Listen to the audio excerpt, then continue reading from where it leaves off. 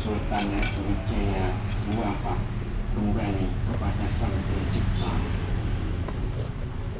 Beliau wafat saat Merapi masih melontarkan api dan lahar panas.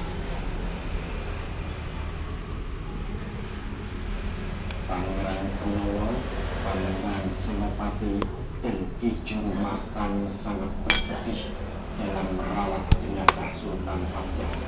Jenazahnya kemudian dimakamkan di Desa Butuh, Sragen, Jawa Tengah.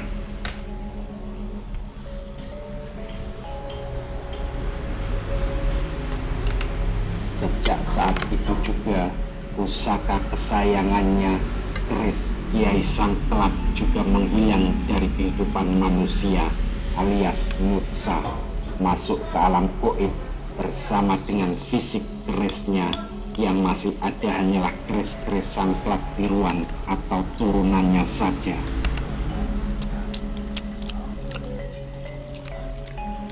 Sebagai bentuk penghormatan kepada Sultan Hadiwijaya, Sutowijoyo tidak langsung menjadikan Mataram merdeka.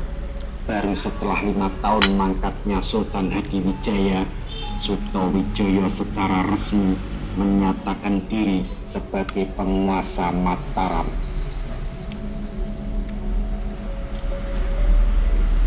Pengangkatan Sutowijoyo sebagai Sultan terjadi pada tahun 1587 Masehi.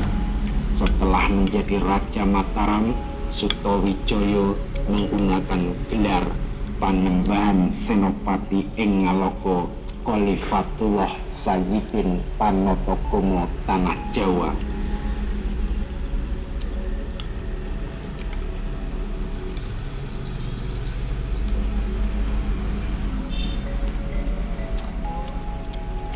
Pajang sendiri kemudian menjadi bawahan Mataram.